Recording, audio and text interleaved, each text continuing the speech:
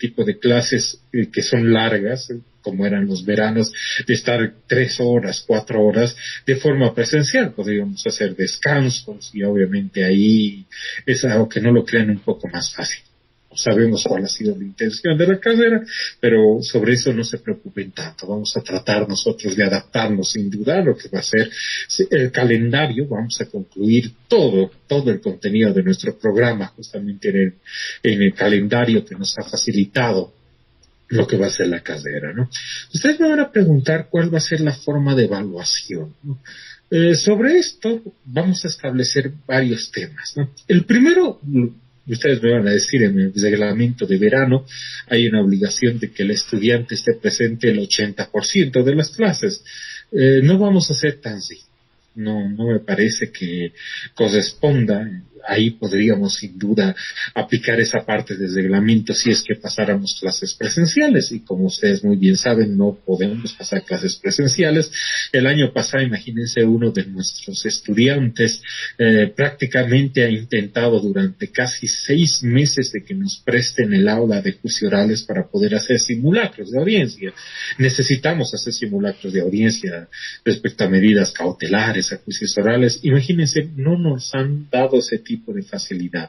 Incluso en determinado momento hemos decidido, junto con el curso, enviar una nota al mismo, ya que no recibíamos una respuesta de la carrera, directamente al decano, y el decano muy gentilmente nos dijo que no podemos utilizar lo que va a ser las aulas dentro de lo que va a ser nuestra facultad, y teníamos que irnos a un área donde se establezca mucho espacio, una cancha, una plaza, imagínense. No, de ninguna manera. Les aseguro que no. Ese tipo de práctica sería realmente tonta, teniendo una aula de juicio oral y estando la misma vacía, y obviamente habiendo solicitado en realidad por grupos de 6 utilizarla. No, obviamente no nos ha facilitado. Como verán, el decano está en otras cosas, ¿no? El decano está haciendo baños nuevos, excelente, ¿no? Que hagan nuevos baños, que hagan nuevas cocinas, sí, pero que no se olvide de la parte académica, que es lo que se ha olvidado en los últimos 12 años, que se va a olvidar toda su vida, ¿no? Entonces hay cosas que nosotros necesariamente hubiera querido tal vez exigirles, pero de ninguna manera yo puedo en realidad observarles a ustedes. Hacer cumplir del calendario lo que va a ser el 80% es muy difícil para mí, más aún porque hay otras universidades, imagínense, hasta en Paraguay o en Ecuador, que son países que tienen un nivel económico muy similar al nuestro, donde las universidades otorgan gratis a sus estudiantes megas para pasar estas clases virtuales. Claro que casi todos ya han vuelto a las clases presenciales. Imagínense, mi hija de 5 años está pasando clases presenciales y nosotros seguimos en eso. Pero bueno, ¿qué vamos a hacer? Entonces establezcamos una primera regla que les va a ser favorable a ustedes, ¿no? Hasta que la Universidad Mayor de San Andrés no pague el Wi-Fi gratis de sus estudiantes, yo no les puedo exigir lo que va a ser de que estén presentes en todas las clases de forma obviamente continua y que lleguen ese 80%. Noten que no vamos a aplicar esa regla de la presencialidad, en realidad de que ustedes estén presentes en el 80% de las clases. Es más, yo no voy a llamar ningún tipo de lista respecto a lo que va a hacer para corroborar su presencia. No me interesa eso.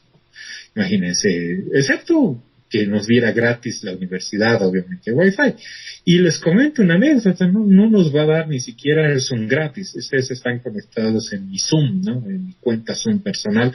Esperemos, ¿no? Que la universidad nos envíe las claves, cosa que no he hecho el año pasado, remitiéndome las claves del Zoom, se supone institucional, de la Universidad Mayor de San Andrés. Pero no se preocupen, ¿no? Imagínense, a mí solo me cobran 100 bolivianos por el Zoom. Nada, obviamente, y yo quiero facilitarles todo. Estábamos pasando año pasado a principio clases con un gratuito de 40 minutos, y les aseguro que era bastante molesto. El mejor de la clase se cortaba, y habíamos exigido todos, inclusive los estudiantes, de que de una vez nos pasen las cuentas, ¿no? Pero seguramente van a tardar. Imagínense, en verano menos, entonces tenemos clases, imagínense, hasta el 28 de enero, entonces tenemos que apurarnos. No se preocupen respecto a las partes informáticas, que de eso obviamente me encargo Y otra cosa que también yo me encargo, sin duda, es sobre lo que va a ser la evaluación del curso, ¿no?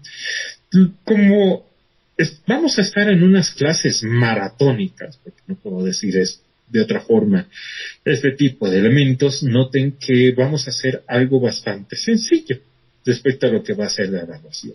En un principio no se preocupen, imagínense, ustedes ya están al borde de egresar, de aquí a un año tal vez ustedes ya firmen como abogados, ya sean mis colegas, eso no se preocupen. En realidad yo no creo que se pruebe a nadie, sin duda, en lo que va a ser este verano, de ninguna manera. Es un verano bastante complicado, especialmente por estas maratónicas clases, obviamente, que nos han impuesto. Entonces, lo que vamos a hacer es algo bastante sencillo. Yo les voy a enviar, apenas termine la clase, lo que va a ser mi programa. Es un programa COVID. Es un programa para verano, es un programa virtual, donde solo tengo 11 temas. Pero, aunque no lo crean, esos 11 temas abarcan todo el procedimiento penal. Hemos hecho incluso un análisis con los mismos estudiantes en los últimos 2 años y hemos abarcado todos y cada uno de los puntos establecidos en el Código de Procedimiento Penal, teórica y doctrinalmente, y al mismo tiempo hemos hecho respectivos complementos respecto a jurisprudencia. Sobre eso les voy a hablar ¿no? Entonces, imagínense, vamos a establecer como, en este caso, forma de evaluación. En primer lugar, que es prácticamente inevitable, una evaluación que es en realidad un examen sobre lo que va a ser el conocimiento que ustedes tienen sobre la materia. Este examen va a valer 60 puntos. Vamos a tener un examen de 60 puntos al final, obviamente, de nuestra materia. Esa última semana de enero seguramente va a ser cerca del 24, cerca de a las citas. Imagínense, vamos a tener una evaluación y vamos a planificarla. Yo les voy a decir la fecha, obviamente, semanas antes, como para que tengan mucho tiempo para estudiar, y va a valer 60 puntos. Vamos a tener una evaluación de 60 puntos. Luego vamos a tener en realidad dos controles de lectura sobre 2 libros pequeños que son muy fáciles de leer, ¿no? He escogido justamente para lo que va a ser este verano 2 libros que me parece que son bastante interesantes. Siempre escogemos libros que no solamente tengan que ver con derecho procesal penal, sino que tengan un tipo de relevancia.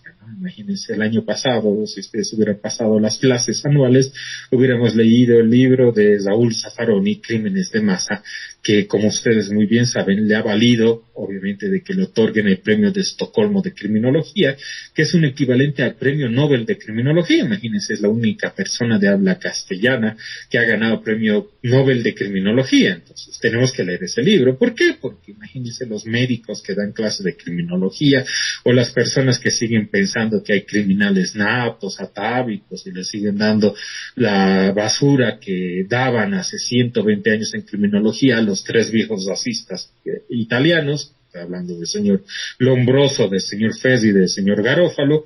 Obviamente esa basura ya nadie lee, nadie le enseña, ¿no? Excepto en Bolivia, y todavía obviamente con mucho orgullo le enseñan. No sé por qué.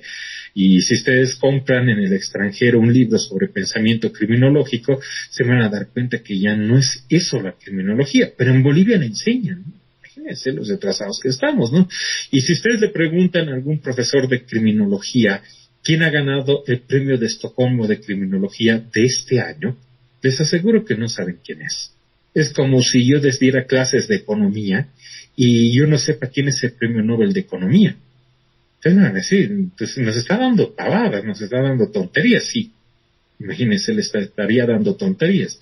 Por ejemplo, así no es nuestra universidad. Yo, imagínense, conozco profesores de filosofía, conozco profesores de sociología en nuestra universidad, y hay que sacar obviamente pecho por nuestra universidad porque están al mismo nivel de cualquier profesor que está dando esa misma materia en la Universidad de Oxford, allá en Inglaterra, o en Harvard. No tenemos nada que envidiar en sociología y en filosofía. En economía también creo que damos batalla.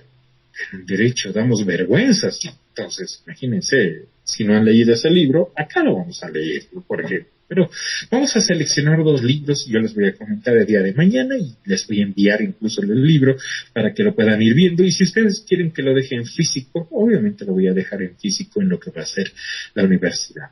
Y si ustedes no tuvieran dinero, imagínense, para el libro en físico, claro, pídanmelo, por favor, ahí está mi celular, con mucho gusto, imagínense, pídanme el libro y díganme, por favor, no tengo dinero.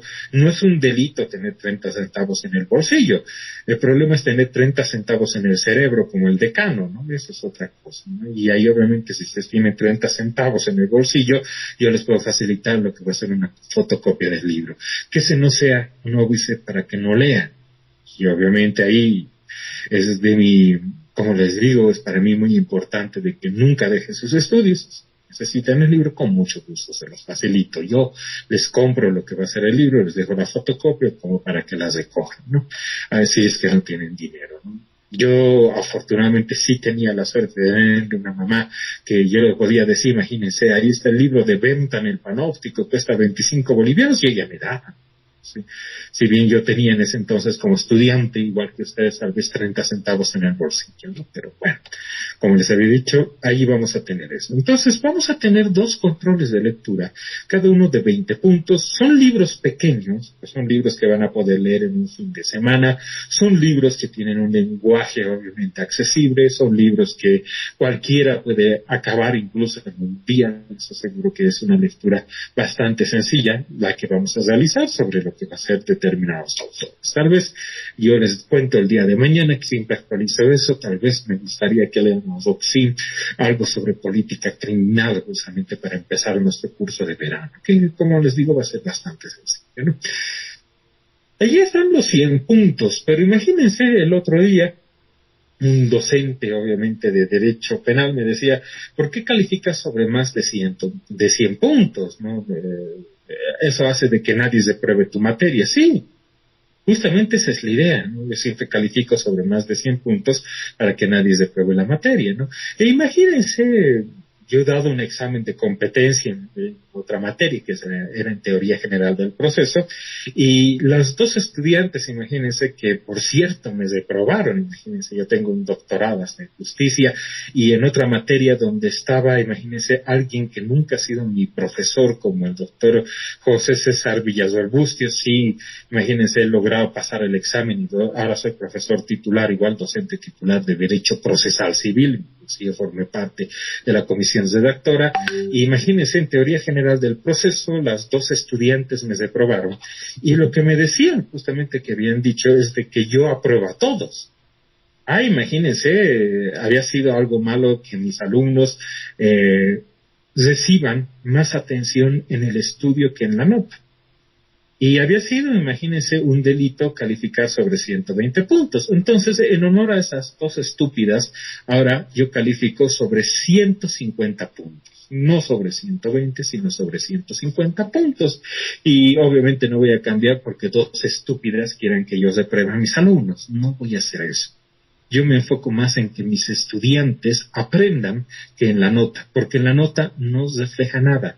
Yo, igual que ustedes, tenía compañeros que eran excelentes estudiantes y ahora están filmando bodas. Qué pena, ¿no? ¿Qué habrá pasado? No sabemos. Y conozco, obviamente, gente que era muy mala y ahora es fiscal. Imagínense, y algunos son jueces. No sé de qué dependerá eso. Como verán, en la vida pasa ese tipo de temas. A mí me interesa que ustedes aprendan Derecho Procesal Penal y les voy a contar por qué necesitan aprender Derecho Procesal Penal, y su vida puede estar en juego si no saben Derecho Procesal Penal. Y yo les voy a explicar por qué. Pero gracias a esas 2 personas, imagínense que incluso, me difamaron, dijeron de que yo vendo libros. Imagínense, yo nunca vendí un libro en mi vida, tengo como 8 libros, si los vendiera me volvería millonario. Un tiempo tenía 500 estudiantes, imagínense, en un curso. Si les hubiera vendido, aunque sea un dulce o una fotocopia, imagínense cuánto hubiera ganado. No me interesa eso. Yo estoy acá porque me gusta dar clases, y les aseguro que el dinero que me paga la Universidad Mayor de San Andrés es mínimo comparado con lo que yo gano como abogado. Pero lo importante es que ustedes aprendan derecho y que no estén preocupados en la nota. Por eso vamos a calificar, gracias a este par de estúpidas, sobre 150 puntos. puntos. ¿En qué consistirán estos 50 puntos adicionales?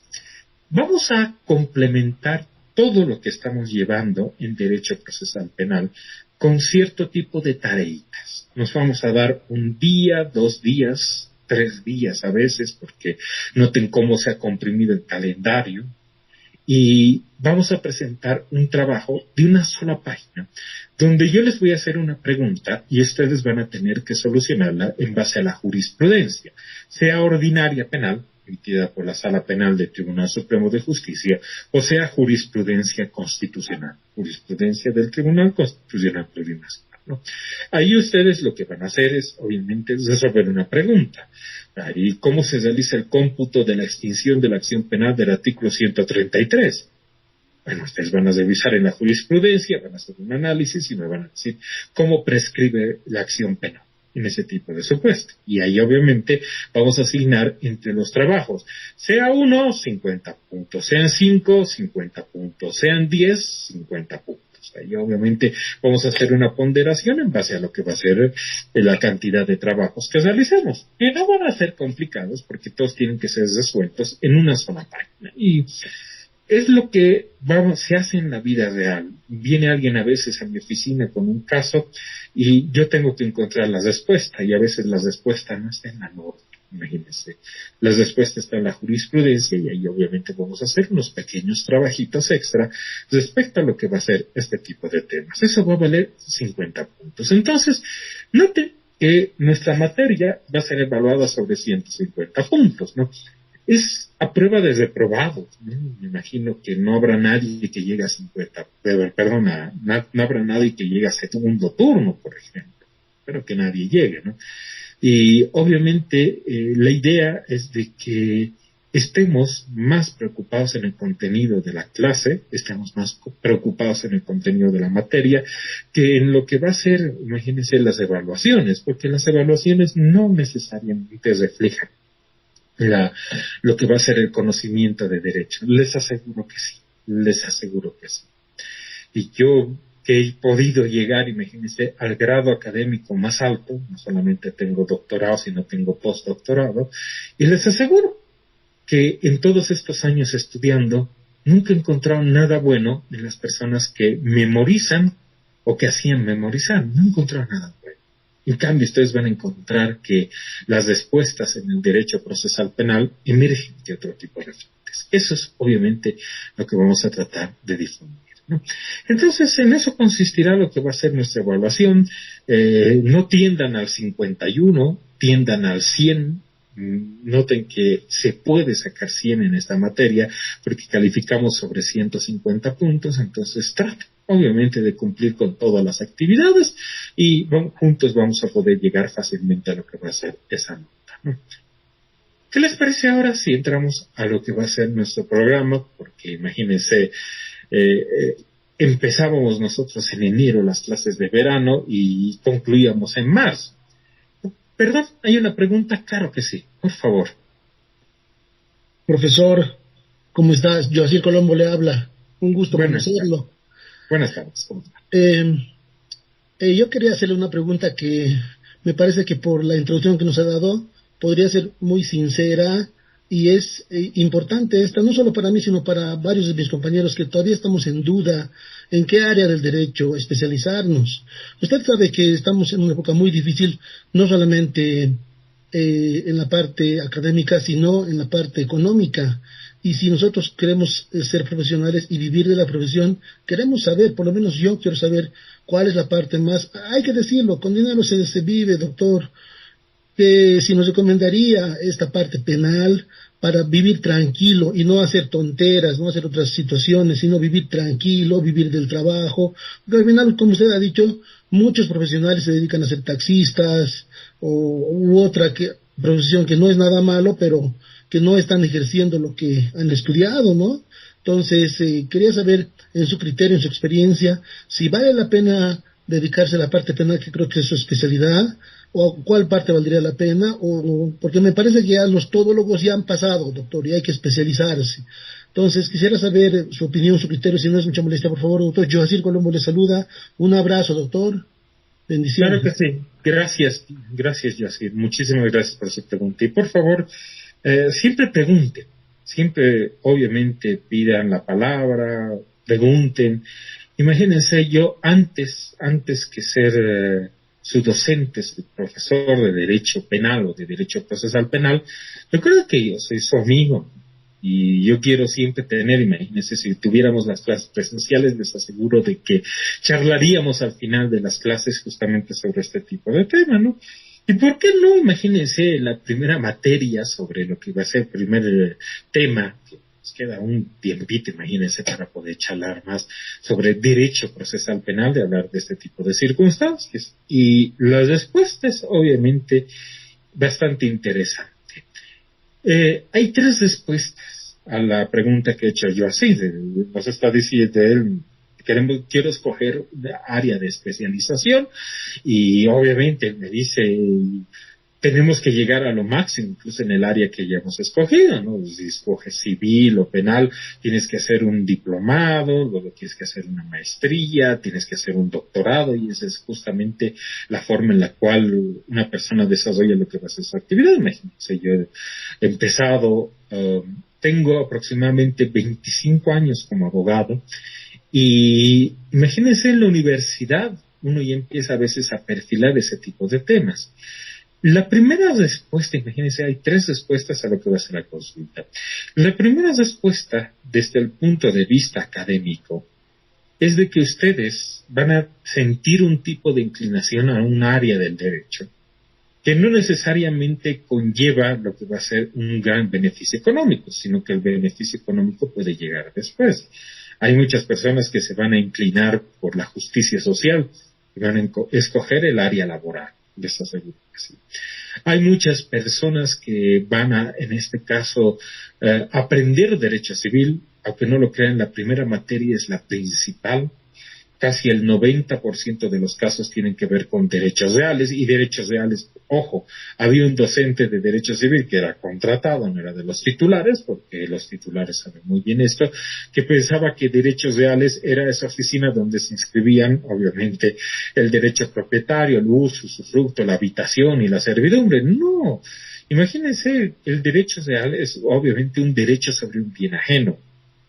En este caso repercute en lo que va a ser acciones posesorias, acciones reales, acciones de defensa de la propiedad, y en realidad la mayoría de los procesos versan sobre lo que va a ser mejores derechos propietarios, acciones reivindicatorias, ¿no? Y ustedes se van a dar cuenta de que hay algún tipo de persona que se va a inclinar al derecho civil. ¿Por qué? Porque le parece, o tal vez por la experiencia que han tenido con sus familias, de que ese es un área interesante. Pueden, obviamente, escogerlo, ¿no? La única recomendación que les diría desde el punto de vista académico es de que hay áreas respectivas que a ustedes les ha debido interesar. Por ejemplo, en Derecho Penal, el área que más te llama la atención es Derecho Penal 1, la teoría del delito, que aunque no lo crean, he escuchado, he visto y me han contado que no todos los docentes de derecho penal, especialmente los contratados por nuestro director de cátedra, les daban, en este caso, teoría del delito, y algunos les hablaban más de la parte procesal que de la teoría del delito. Sí, y hay ese tipo de situaciones, pero noten que desde el punto de vista académico, la primera respuesta sería de que no se fijen tanto en el tema económico, sino que hay un área que les va a llevar, que les va a llamar la atención, a las cuales ustedes van a tener la cercanía y por lo tanto van a escoger. Obviamente sea derecho familiar, niñez y adolescencia, derechos humanos, constitucional, tantas áreas hermosas, el derecho comercial, por ejemplo, y ahí obviamente ustedes van a encontrar eso. Y el rédito económico en realidad se le da después, cuando una persona empieza a ejercer esa área. Y lastimosamente tienen que a veces pasar años como para poder, en este caso, llegar a eso. El primer consejo, obviamente, es de que no se fijen en lo económico. Esa es la primera respuesta.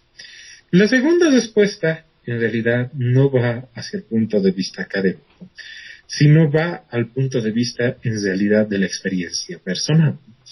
Yo les comento, y esto deben saber muy bien mis estudiantes de Derecho Penal parte general, de que En la ilustración, cuando después de lo que va a ser la ilustración, Bentham, que es un hombre muy poderoso, muy fuerte en el derecho penal liberal o de la ilustración o derecho penal moderno, él exponía que en realidad las ideas no devenían de la razón.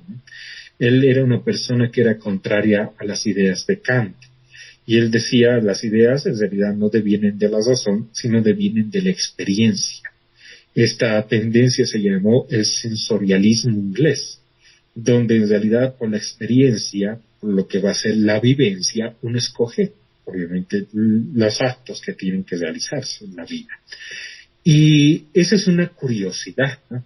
Ustedes van a encontrar que tal vez en la vida, eso está alejado tal vez de la primera respuesta, tal vez en la vida ustedes han escogido un área del derecho que les haya gustado, que les haya encantado mucho. A mí me encantaba el derecho administrativo y el derecho constitucional, no es que las haya dejado del todo, aunque no lo crean, sé y llevo algunos procesos contenciosos administrativos, pero si la vida me hubiera dejado, yo hubiera preferido ser tal vez en determinado momento, cuando salí como abogado, administrativista, me gustaba. Pero en realidad la vida me ha escogido la especialidad, y en la vida me ha escogido como especialidad el área del derecho penal. Es imprescindible, es indudable, es la cantidad de procesos que yo tengo, son en realidad casi el 90% en materia penal. He dado, imagínense, cursos en todo lado en materia penal, una gran mayoría de las universidades, obviamente, de La Paz, de Bolivia. He dado en posgrados de la Universidad Mayor de San Andrés, he dado clases en San Simón, he dado clases en René Moreno, en la Universidad Andina de Sucre, derecho penal. Y el área justamente que el destino ha escogido para mí era derecho penal. Por los vínculos, sin querer los casos empezaron a llegar de ese modo, había que estudiar sin duda derecho penal y quién podría creer de que he terminado dando clases en la escuela de jueces del Estado a personas que ahora son jueces vocales, incluso he tenido alumnas, en este caso alguna alumna que es magistrada del Tribunal Constitucional y otra del Tribunal Supremo, tengo alumnos que son fiscales departamentales, el actual fiscal departamental ha sido mi alumno en una maestría, imagínense, soy su tutor de tesis de maestría y ahora soy su tutor de tesis doctoral del actual fiscal departamental de La Paz. Imagínense, el destino me llevaba por el derecho penal. A veces uno no escoge lo que va a ser el área, sino el área le escoge. Esa es una curiosidad y tal vez a algunos de ustedes les pasa. Si es que les está pasando, lo único que podría decirles es déjense llevar, porque en realidad es el destino que está escogiendo la especialidad. Si no, imagínense, yo hubiera sido administrativista. Pero la tercera respuesta tal vez sea la que quiere escuchar en este caso nuestro querido compañero, ¿no? Económicamente, ¿quién es el abogado que más gana? ¿Cómo son los supuestos en Bolivia respecto a esto?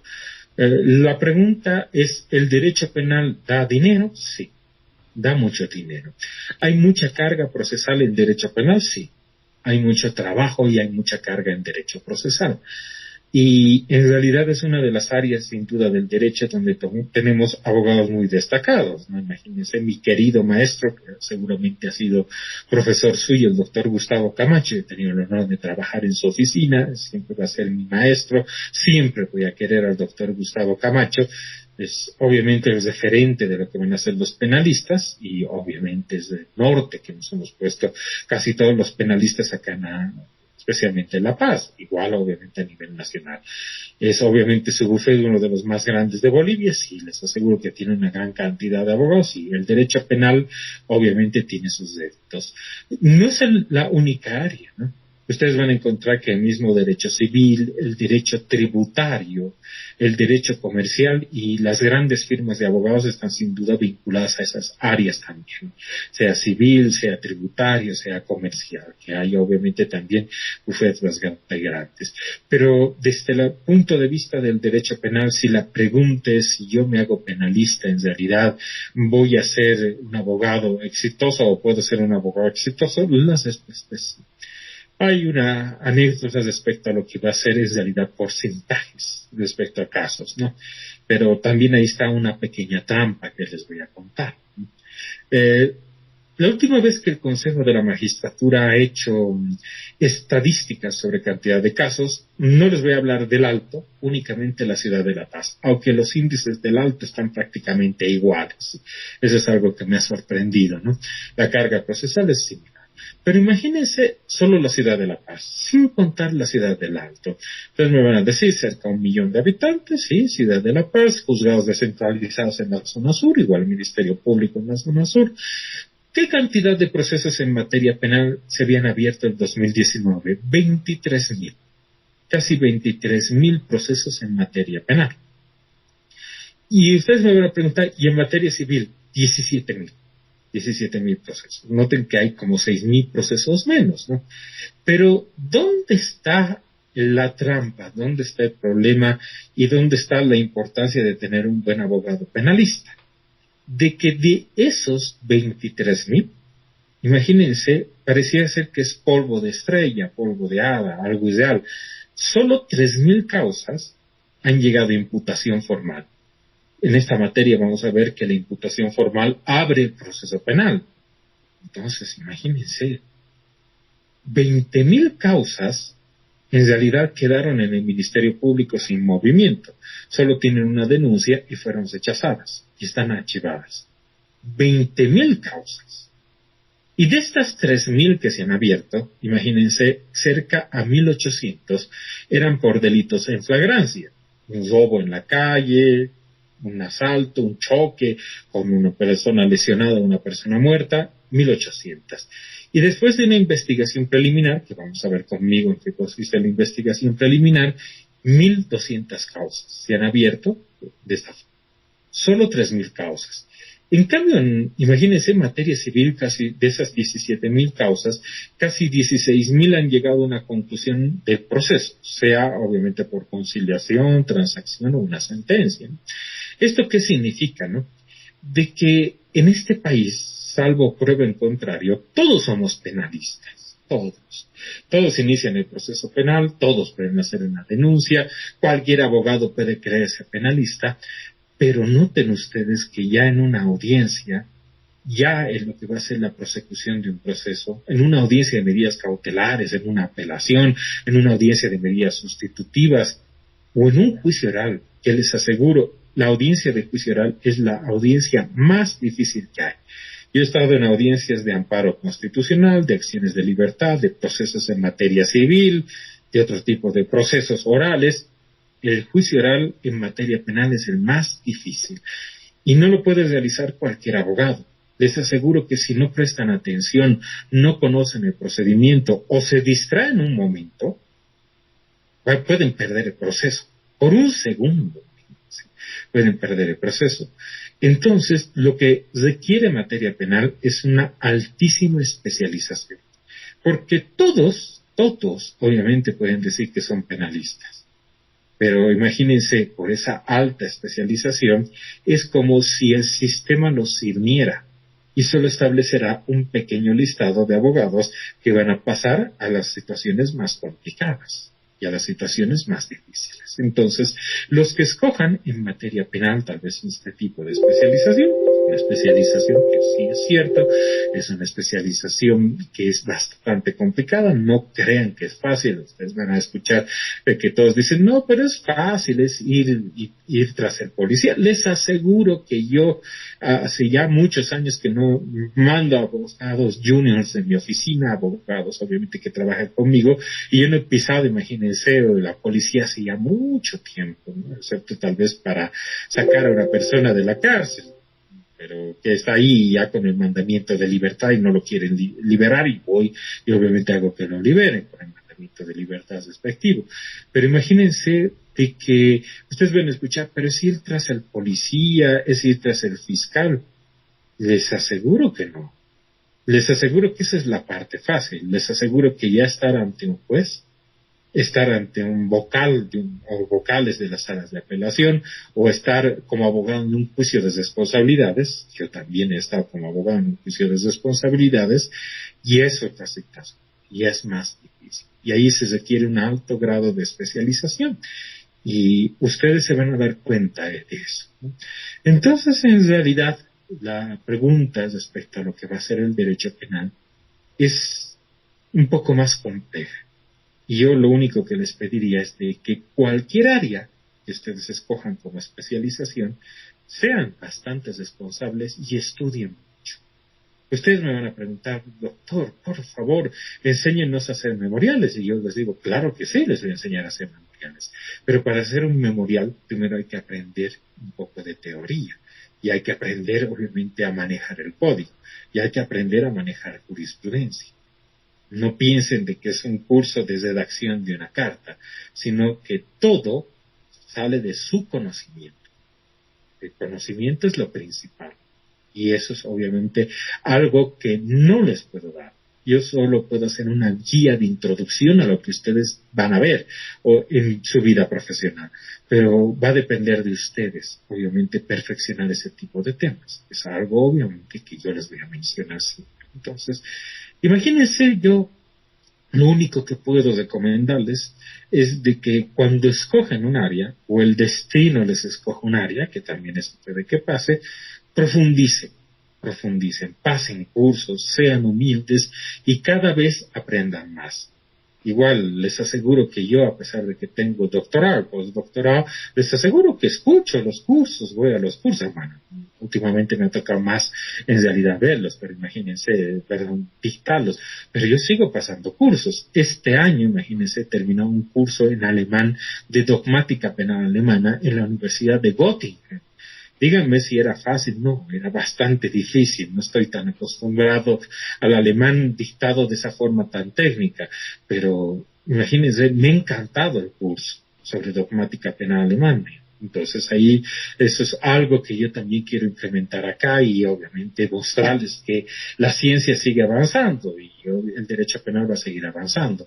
En el postdoctorado, imagínense, he tenido profesores que nos han dado clases en inglés o en italiano. Hay que acostumbrarse. Y hay que seguir estudiando y hay que ser bastante humildes para seguir estudiando. Y es lo único que les voy a recomendar, al margen de que si ustedes son expertos, especialistas en cualquier área, les aseguro, tengan paciencia, se van a volver personas que también van a tener beneficios económicos, por lo que va a ser, obviamente, ser expertos en determinada área. Por ejemplo, no hay expertos con maestría ni doctorado en derecho comercial. Yo solo conozco una persona en derecho privado que tiene ese tipo de título, el doctor Fernando Miranda, que no sé si ha sido docente suyo en lo que va a ser derecho internacional, porque él da derecho internacional privado en nuestra universidad. Es la única persona que conozco que tiene un doctorado en derecho privado. Por favor, estudien. Lo único que yo puedo decirles es que estudien respecto a esto. Ahora sí, ¿qué les parece si entramos al tema número 1 de manera, como les había dicho, muy sucinta? Tendríamos que pasar 4 horas de clases, no se preocupen, vamos a acabar en unos minutos más, no los voy a cansar, no vamos a pasar 4 horas de clase, pero sí vamos a concluir nuestro programa que tiene 11 temas que abarcan todo el procedimiento penal, incluso la ley de ejecución penal y supervisión, porque como ustedes saben, algún inteligente personal la ha eliminado de nuestro programa y deberíamos pasar esa clase en derecho penal, perdón, en esta especialidad en derecho penal, que se supone que tendría que culminar en el 5º año, pero bueno, así pasan cosas raras, ¿no?, en nuestra universidad. Tema número 1, introducción al proceso penal. Tema número 1, introducción al proceso penal. Tema número 1, introducción al proceso penal. 1, concepto de proceso penal. Punto número 1, concepto de proceso penal. Punto número 1, concepto de proceso penal. Ustedes van a encontrar que, de forma simplificada, hay varios conceptos sobre proceso que ustedes han llevado en teoría general del proceso, incluso en derecho procesal civil. Pero hay un concepto de proceso que está muy difundido acá, justamente en Bolivia, que ha sido elaborado por un profesor español, que es Vicente Gimeno Sendra. Imagínense, ha muerto hace 2 años. Ustedes van a encontrar que el año 2020 ha sido una matanza para el derecho penal. Imagínense, en derecho procesal penal murió Vicente Gimeno Sendra, Julio Mayer. En derecho penal, imagínense, murió también Tarufo, imagínense. también obviamente murieron, imagínense, Santiago Mirpuch, Luis Gracia Martín, imagínense, toda una generación de juristas, de penalistas que va a ser muy difícil reemplazarlos. Espero que su generación pueda reemplazarlos. Igual, la mía ha demostrado de que no tiene mucho con qué reemplazarlos, pero bueno, espero que la suya sí. Y resulta que Vicente Jiménez Sendra había construido en su libro de Derecho Procesal, que era una introducción al derecho procesal, un concepto de proceso que lo utiliza el Tribunal Constitucional y tiene cuatro elementos. ¿Cuál es el concepto de derecho, de proceso, que utiliza el Tribunal Constitucional? Proceso es un conjunto de actos procesales concatenados entre sí. Proceso es un conjunto de actos procesales concatenados entre sí ante juez natural, independiente, competente e imparcial. Ante juez natural, independiente, competente e imparcial. Que resuelve una controversia entre partes. Por medio de una resolución que adquiere la calidad de cosa juzgada, entre paréntesis, sentencia. Por medio de una resolución que adquiere la calidad de cosa juzgada, entre paréntesis, sentencia. Noten que ese es el concepto que nos da Vicente Jiménez Sendra sobre proceso. El proceso es un conjunto de actos procesales concatenados entre sí ante juez natural, independiente, competente e imparcial, que resuelve una controversia entre partes por medio de una resolución que adquiere la calidad de cosa juzgada, entre paréntesis, sentencia. Este proceso, noten ustedes, tiene 4 elementos. El primero, que el proceso es un conjunto de actos procesales concatenados entre sí. Noten que hay una norma, hay una ley que dice el proceso se debe desarrollar así. Y lo que se hace es establecer que hay obviamente un conjunto de actos que van a ser concatenados entre sí. Noten que estos actos obviamente tienen una característica, son actos procesales, son actos que integran el proceso. Por eso cuando se declara una nulidad, en este caso una actividad procesal defectuosa absoluta, lo que hace es, obviamente, anularse también los actos posteriores, porque son actos que se encuentran concatenados entre sí. Si no estuvieran concatenados entre sí, noten que estarían mutilados. Y ahí, obviamente, tendríamos, en este caso, no un proceso, sino un desorden. Vamos a ver que en el proceso en materia penal tenemos la etapa preparatoria, la etapa de juicio oral y la etapa recursiva.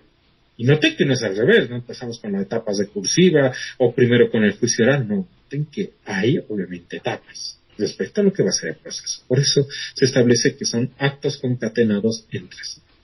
En segundo lugar, noten que dentro de lo que va a ser nuestro proceso se había determinado que debe ser resuelto el proceso por un juez. Pero no es cualquier juez, es el juez natural, ¿no? Ustedes en Derecho Constitucional han debido ver la Carta Magna, 1215. Resulta que la primera garantía del debido proceso, del Due Process of Law, la traducción es debido proceso de ley, Carta Magna, 1215, era el juez natural. ¿Qué significa un juez natural? Noten que en un proceso penal, yo sé que muchos de ustedes trabajan en juzgados, yo sé que muchos de ustedes trabajan con abogados, y si no trabajan con nadie y están dedicándose a estudiar, no se preocupen. De eso se trata justamente la universidad, aprender. Recuerden que hay un juez que recibe una versión de 2 partes, ¿no? 2 partes vienen y le cuentan al juez una historia, ¿no? Puede que una parte le diga, mire, yo he visto que este tipo ha golpeado a esta viejita. Ustedes van a decir, qué maldito, qué desgraciado, ¿cómo este tipo va a golpear a una viejita? Y la otra parte le dice, un momento, mire, yo he golpeado a esta viejita porque la viejita estaba con un cuchillo queriéndoselo clavar a mi bebé de 6 meses. Y ustedes me van a decir, legítima defensa. Artículo 11.1 del Código Penal, eximente de responsabilidad, que se analiza en la antijuridicidad. Entonces, noten ustedes que en derecho penal lo que hacemos es en realidad que se juzgue por un juez imparcial 2 versiones. Imagínense, puede ser del mismo hecho o de un hecho distinto, ¿no? Un hecho distinto, ustedes van a escuchar miles de casos como este. Estábamos en la puerta de una discoteca y dos jóvenes se agarran a golpes. El más maltrecho, con la nariz rota, el ojo verde, el brazo roto, va a la policía, realiza la denuncia y le pregunta, ¿quién te ha golpeado? Y él responde, creo que fue este tipo, pero la verdad yo no sabía. Yo no sé si es este tipo porque yo estaba bastante borracho y drogado y la verdad que no sé quién me ha golpeado. Lo citan al tipo y él dice, no, yo no estaba ni siquiera en el lugar de los hechos, yo estaba jugando fútbol en la cancha Zapata y hay 21 testigos del hecho, porque yo era el arquero de uno de los equipos, a la misma hora en la cual estaban golpeando a este tipo. Noten que por eso se juzga por un juez imparcial. Solo que este juez imparcial tiene tres elementos. Ustedes van a encontrar que el artículo 120, parágrafo 1 de la Constitución, sobre el juez natural, dice que el juez debe ser competente. Debe tener una competencia en un determinado asunto determinada por la ley. En segundo lugar, debe ser independiente. Ustedes se van a matar de risa, eso no existe en Bolivia. Sí, que el juez pertenezca al órgano judicial y no reciba presiones de otros órganos. Ojalá que sí, algún día, ¿no? Y quien es escéptico de la imparcialidad, no soy yo, imagínense, pregúntenle a García Sayán, que es obviamente el representante de Naciones Unidas para la Independencia Judicial, donde dice, en Bolivia no hay independencia judicial. Pero como esta clase también tiene un alto contenido teórico, imagínense que sí existe, que la imparcialidad significa dentro del juez natural que el juez forma parte del órgano judicial y no debe recibir presiones de otros órganos. No se rían, por favor. Ese es en realidad algo que algún día vamos a tratar de encontrar. Tal vez su generación, tal vez ustedes sí lo ven, ¿no? Y el tercero es la imparcialidad. ¿Qué significa la imparcialidad? De que el juez no sea amigo, tenga alguna relación con las partes, y ni tampoco tenga un interés dentro del proceso, sino él debería excusarse o nosotros nos deberíamos recusar. Pues no. El tercer elemento es que en un proceso, tal vez extrapenal, hay pretensiones, ¿no? Imagínense, hace un momento hemos hablado de un proceso civil. En un proceso civil hay una parte que dice acción reivindicatoria, ¿sí? Y la otra parte dice usucapión, la contrademanda. Noten que cada una tiene su pretensión que choca dentro del proceso. Imagínense un proceso de asistencia familiar en materia familiar, obviamente. Hay una persona que dice, dame 3.000 bolivianos de asistencia familiar. Tú ganas, en este caso, 25.000 bolivianos. Y la otra persona dice, no, yo no puedo darte, porque tengo otros 20 hijos a los cuales tengo que sostener. Y ahí obviamente se analizan las pretensiones. Noten que un proceso también es un choque entre pretensiones, porque si no se tuviera este choque entre pretensiones, noten que no sería proceso, sería un trámite administrativo y ahí no existiría ningún tipo de problema. Por eso se habla de la controversia entre partes. Si no existe controversia entre partes, no hay proceso. Y la tercera es de que, como ustedes han visto, no todos los procesos concluyen con una sentencia, a pesar de que esa debería ser la forma principal de conclusión del proceso, como una sentencia, sino que concluyen a veces con formas extraordinarias de conclusión del proceso.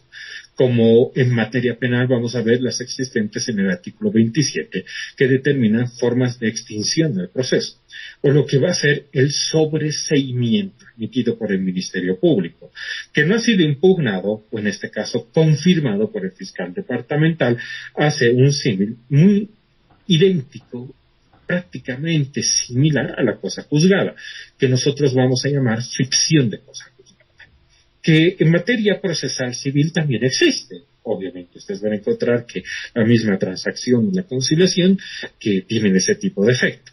Obviamente, en materia penal se encontrarían especialmente la conciliación dentro de las formas extraordinarias de conclusión del proceso, ¿no? Entonces ahí hay un pequeño debate.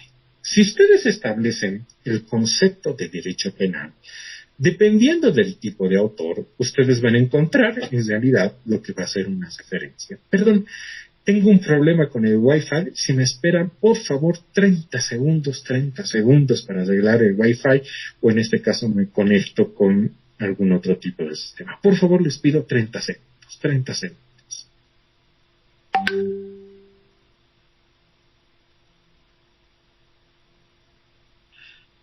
Ese concepto que hemos visto general sobre proceso es el más utilizado por el Tribunal Constitucional, pero noten que hay un problema en materia penal. Noten que en el tercer punto decíamos de que debe haber una controversia entre partes. Cuando hay una controversia entre partes, obviamente hay pretensiones de las partes. El ejemplo que habíamos dado, en materia civil una parte demanda usucapión, la otra contrademanda acción reivindicatoria. Una parte demanda nulidad del contrato, imagínense la otra parte demanda daños y perjuicios. Ahí noten ustedes una controversia entre partes. Alguien demanda beneficios sociales en materia laboral y el empleador dice, no, yo ya te pagué todo. Noten que hay una controversia entre partes, ¿no? Esto de la controversia depende de lo que va a ser el concepto de la pretensión. Y resulta que algunos autores en materia penal se animaron a decir que no existe pretensión en materia penal, sino únicamente ejercicio del poder punitivo. Noten que mientras Vicente Jimeno Sendra nos diría ese concepto de proceso es universal y se aplica en materia penal. ¿Cuál sería la pretensión punitiva? Ustedes me van a decir de que se establezca una pena, alguien se lo meta a la cárcel. En sentido contrario, noten que alguien me va a decir, ¿y cuál sería entonces la pretensión que tiene el procesado? Bueno, que se preserve la presunción de inocencia. Vamos a ver el último punto de nuestro tema del día de hoy, las garantías procesales penales, y de que se preserve la presunción de inocencia. Entonces ahí ustedes me van a decir, ahí está el choque de pretensiones que dice Vicente Jimeno Sendra. Sin embargo, ustedes van a encontrar que en la segunda edición del libro Derecho Procesal Penal de Klaus Roxin y Brent Schunemann, noten que la primera edición era en realidad traducida por Julio Mayer de 1997 de Editorial El Puerto y solo estaba firmada por Klaus Roxin, Derecho Procesal Penal. Esta segunda edición es más interesante. La traducción, imagínense, la ha hecho mi profesor de Derecho Procesal Penal de la Universidad de Buenos Aires, que es Ignacio Tedesco, le ha hecho la traducción. Y él, por ejemplo, en este libro hace mención, en realidad Roxin y Schunemann hacen mención de que no existe una pretensión punitiva y de que en materia penal se podría utilizar conceptos como el que habíamos visto, siempre y cuando se dé a entender de que lo que se hace es ejercicio del poder punitivo. Entonces, establezcamos un concepto de derecho penal en base a la crítica de Roxin y Schunemann, ¿no? Donde estableceremos que el proceso penal es un conjunto de actos procesales concatenados entre sí, ante juez natural, independiente, competente e imparcial, que realiza el ejercicio del poder punitivo del Estado, a través de una resolución que adquiere la calidad de cosa juzgada, entre paréntesis sentencia. Noten que al concepto que habíamos analizado, hemos quitado el tercer elemento. Y ahí, en lugar de una controversia entre partes, hemos puesto de que únicamente se realiza el ejercicio del poder punitivo del Estado. Y no hay una contención entre partes. No hay, en este caso, lo que va a ser un choque de pretensiones, sino ejercicio del poder punitivo. De eso trata nuestro punto número 2. Objeto del proceso penal. Objeto del proceso penal. Para este punto, lo único que espero es que ustedes hayan llevado derecho penal parte general con un penalista, que no lo crean, así cualquier persona que está pasando por la calle le invita al director de carrera, ¿quieres dar derecho penal? Claro que sí, y ahí inventa cualquier cosa, ¿no? O personas, obviamente, que sepan algo de derecho penal parte general, porque en todos los libros buenos de derecho penal, ahí se me viene a la mente, de Edmund Mesger, el mejor libro del causalismo, Derecho Penal Parte General. El mejor libro finalista de Klaus Welsel, en este caso, de Welsel, ¿no? El libro Derecho Penal Alemán. Ahí está también esta historia. Libro de Klaus Roxin, Derecho Penal Parte General, tomo 1. ¿No? Ahí está esta historia. En el libro de Jacobs, Derecho Penal Parte General, ahí está esta historia.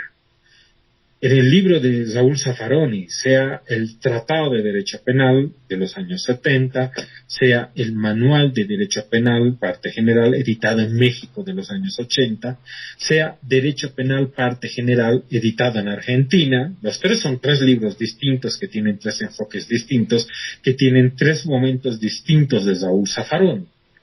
Ustedes los tienen que ver. Note que en lo que va a ser justamente estos libros, en todos van a encontrar esta historia respecto a la naturaleza del derecho penal que trasciende en el objeto del derecho penal, ¿no?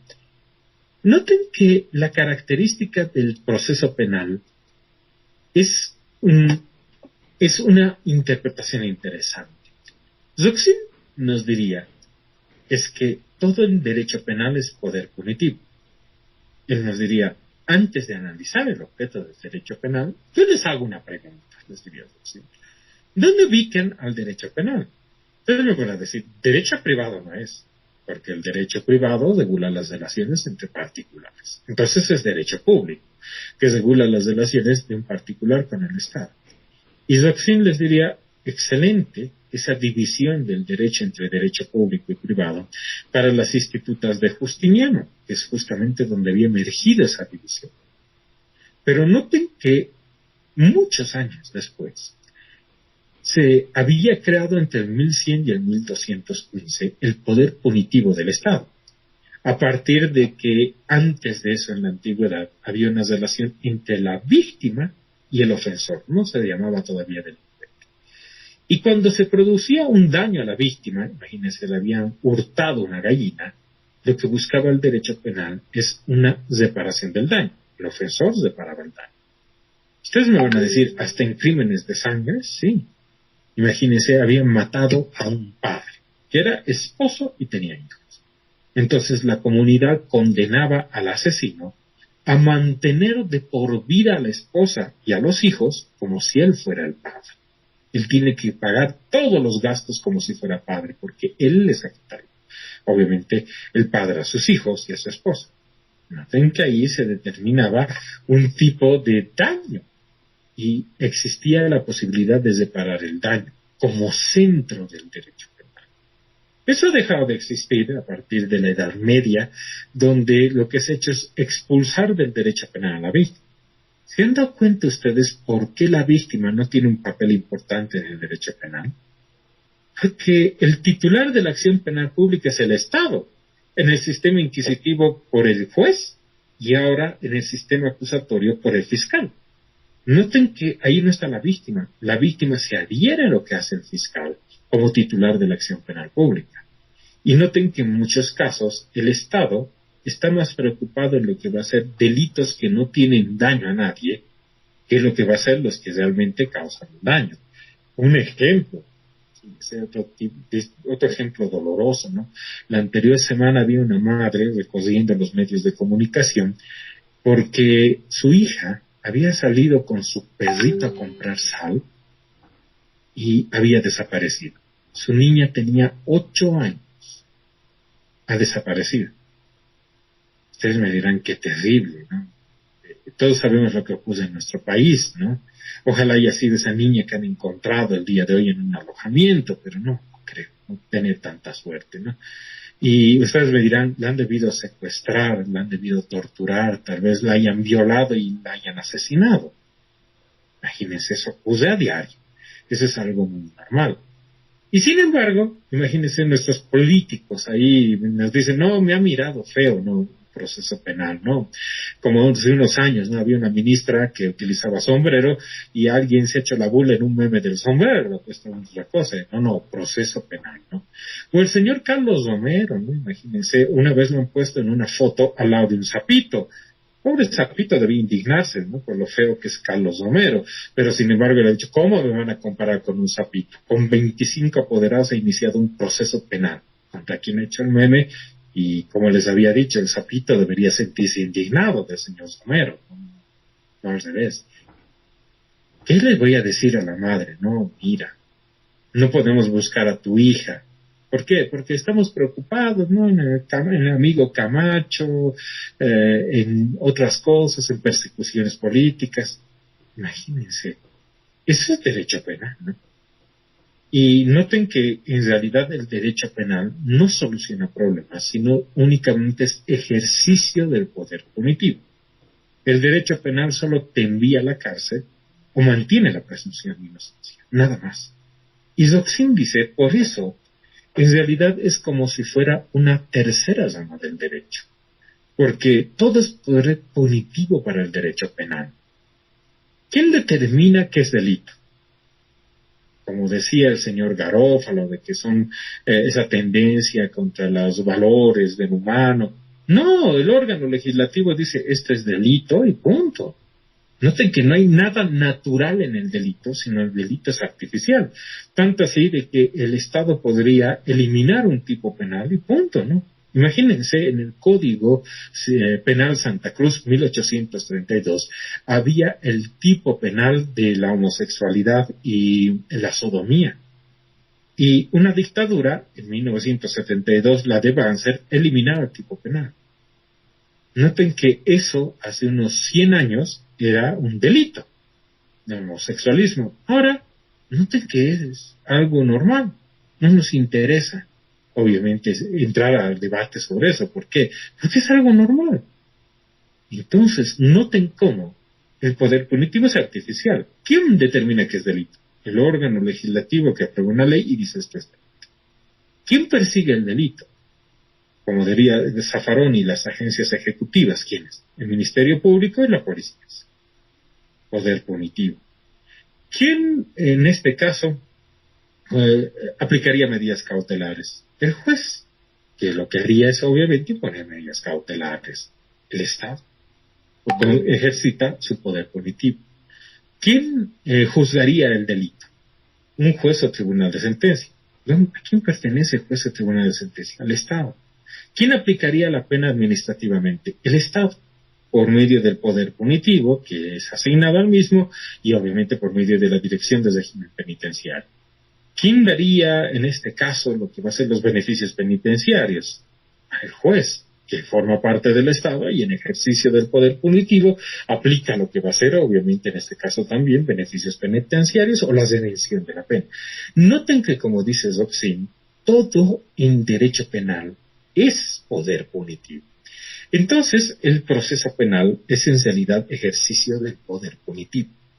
Recuerden eso, ahí no está la víctima, sino ahí está el Estado, que lo que hace es imponerte una pena.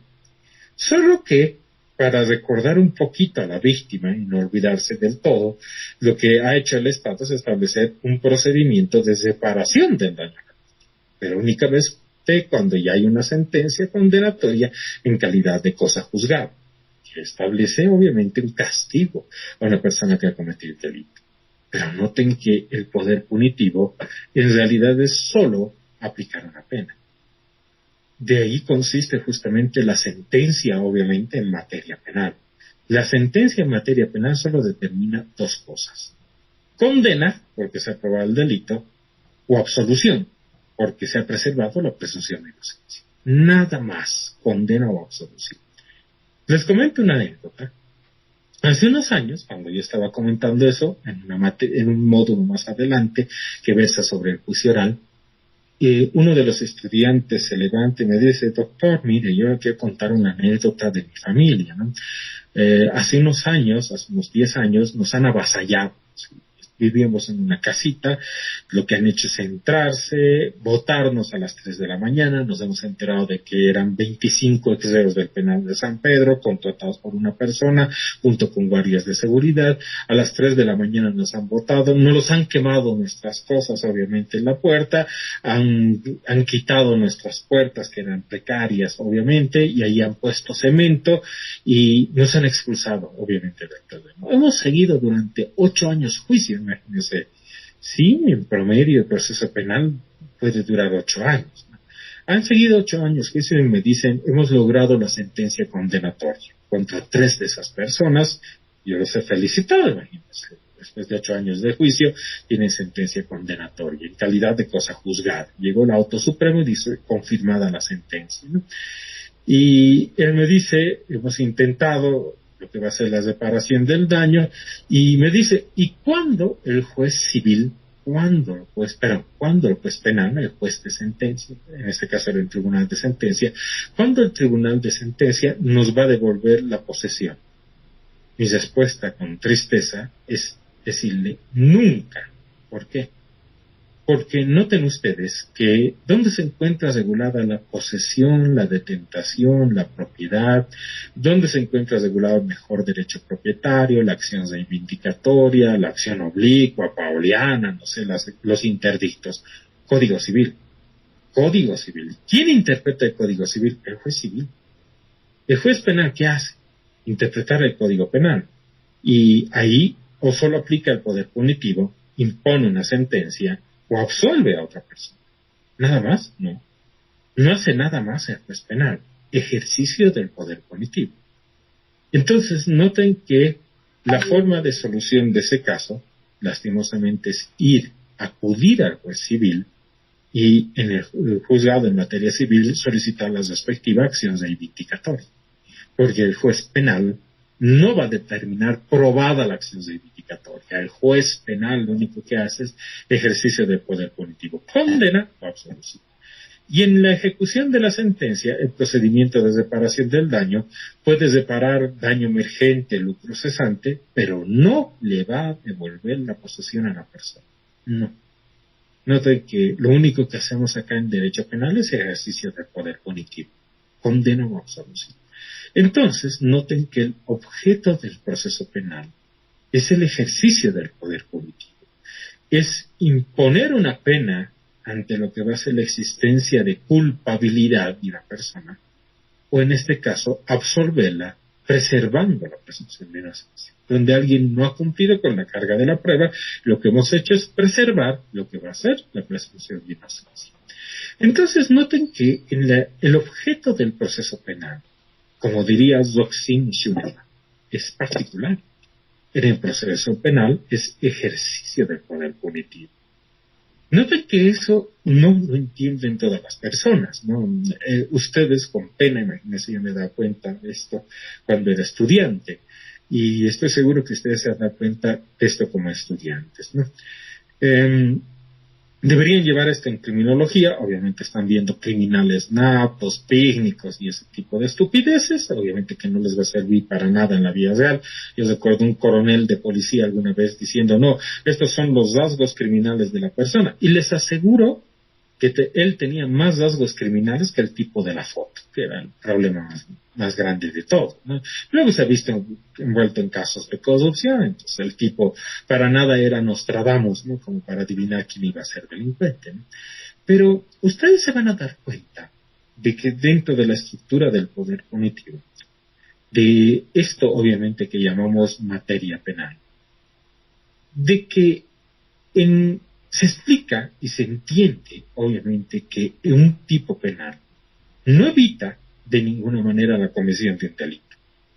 Ustedes me van a decir, no, si imponemos tal vez la pena de muerte ya no existirían más delitos. Sí, no, eso díganles en Estados Unidos. Imagínense, hay muchos casos donde se ha aplicado la pena de muerte. Imagínense a un asesino en serie que era el señor Benghazi, por decirles, obviamente no tenía pena de muerte, pero se ha aplicado la máxima pena al señor Dahmer, ¿no? Que está tan de moda últimamente.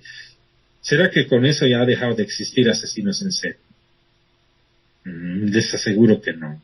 Imagínense, en casi 30 años que estudio Derecho Penal, ustedes no van a encontrar una cifra, un monto que establezca, obviamente, de que las penas altas hayan evitado delitos.